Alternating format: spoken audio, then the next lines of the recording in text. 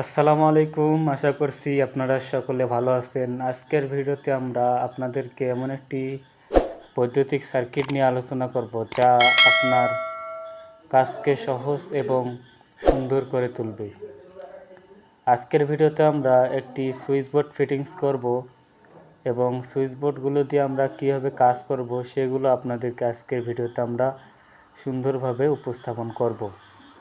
আপনারা যদি আপনার মূল্যবান সময় দিয়ে আমাদের এই ভিডিওটি দেখতে থাকেন তাহলে আশা করা যায় আপনারা এই সমস্ত বিষয় সম্পর্কে গভীরভাবে জানতে পারবেন।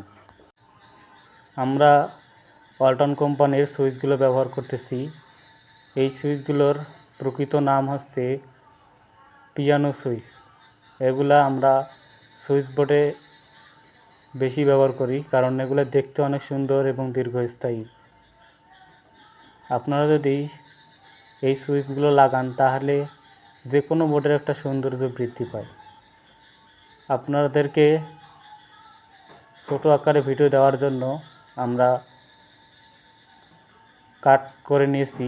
আপনারা দেখতে পারলেন আমরা এগুলা জায়গা মতো বসায় নিয়েছি প্রতিটা সুইচ এবং সকেট, রেগুলেটর, ফিউজ, ইন্ডিকেটর এবং আমরা সকেট স্ক্রুড্রাইভার দিয়ে আমরা এগুলো টাইট করতেছি। এগুলো আপনারা অনলাইনে কিনতে পারবেন।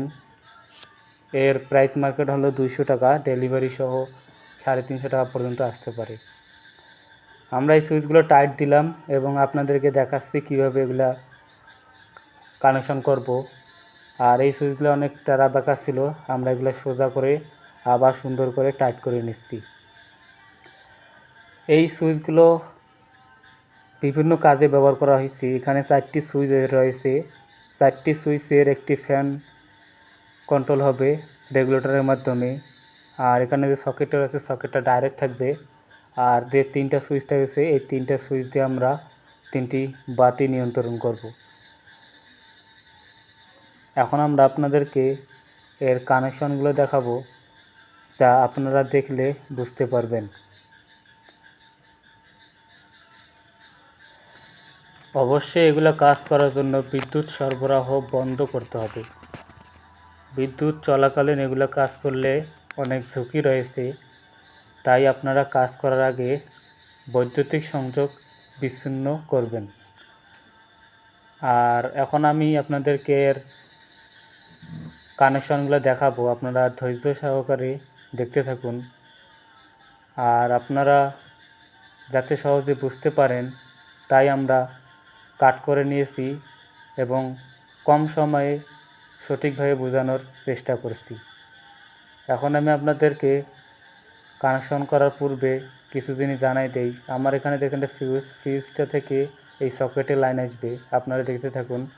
সকেট থেকে প্রতিটা সুইচ সিরিজ কানেকশন হবে, অর্থাৎ একটার পর একটা শর্ট হবে এবং শর্ট করেছি, আপনারা দেখতে পাচ্ছেন শর্ট করেছি এবং প্রতিটা শর্ট করার সময় তারগুলো আমি ইনসুলেশন বা কভার সহ আমি এখানে প্রতিটা সুইচ সংযোগ করছি যাতে ভবিষ্যতে শর্ট সার্কিট না হয়।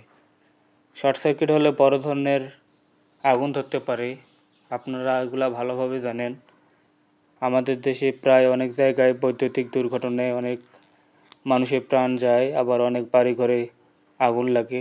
তাই আপনারা প্রতিটা সংযোগ নির্ভুলভাবে দেওয়ার চেষ্টা করবেন। আমরা এখানে প্রতিটা সুইচ ইনসুলেশন সহ শর্ট করেছি। ইনসুলেশন বলতে এখানে যে তারের কভার আছে প্লাস্টিক রয়েছে এটাকে ইংলিশে ইনসুলেশন বলে।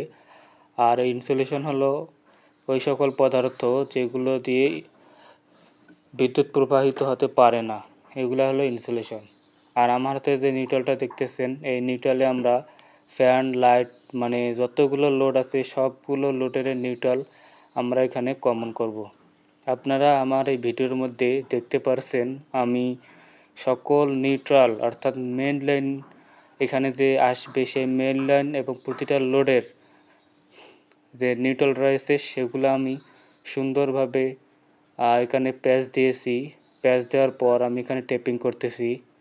আপনারা ভালো মানের টেপ দ্বারা টেপিং করবেন। বাজারে বিভিন্ন ধরনের টেপ রয়েছে যেগুলা সব কাজের জন্য ব্যবহার হয় না। অনেকে ভালোভাবে জানে না যে কোন টেপ কোথায় ব্যবহার করা হয়। আমার হাতে যে টেপটি দেখতেছেন এটি অনেক ভালো মানের টেপ। টেপটি হচ্ছে ডিআর কোম্পানি, ডিইআর অর্থাৎ হরিণ চিহ্ন থাকে বা হরিণের প্রতীক রয়েছে ওখানে, সেই কোম্পানির আমি এখানে টেপ নিয়েছি। আর এখানে আমি যে তারটা ঝুলাইছি এটা হলো মেন ফেস, অর্থাৎ মেন অন্য বোর্ড থেকে এখানে আমি মেন ফেসটা নিয়েছি। সেই মেন ফেসটা আমরা এখানে ফিউজের মধ্যে দেব, ফিউজের অপর প্রান্তে দেব। এই ফিউজের মধ্যে দেওয়ার কারণ হলো যদি কোনো দুর্ঘটনা হয় তাহলে ফিউজটি কেটে যাবে এবং বৈদ্যুতিক সরঞ্জামগুলো রক্ষা করবে।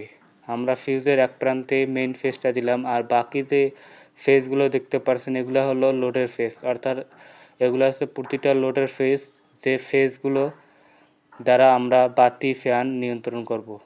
এখানে যে সুইচগুলো দেখতেছেন আমরা এই লোডের যে ফেজ আসছে এই বোর্ডে, এই ফেজগুলো আমরা এখন সুইচের মধ্যে কানেকশন করব।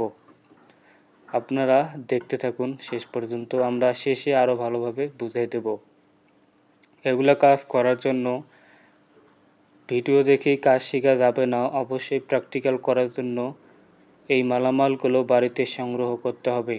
যদি সংগ্রহ করেন তাহলে আপনারা শিখতে পারবেন। আর এখানে ভিডিও দেখে অত বেশি বুঝতে না পারলেও যদি প্র্যাকটিক্যাল করেন বা নিজে নিজে প্র্যাকটিক্যাল করার চেষ্টা করেন ইনশাআল্লাহ শিখতে পারবেন।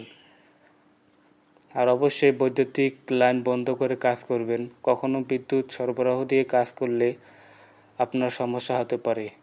এখানে আমি প্রতিটা লাইটগুলো যে যেভাবে সংযোগ দেওয়া দরকার আমি সেইভাবে সুন্দরভাবে টেস্টার দিয়ে টাইট দিছি। আমার হাতে যে টেস্টারটি দেখতে পাচ্ছেন এটি হলো আরএফএল কোম্পানির এক্সপার্ট টেস্টার। এটা হলো এই টেস্টার দিয়ে আমরা কাজ করতেছি। এই টেস্টারটি আপনারা নিতে পারেন।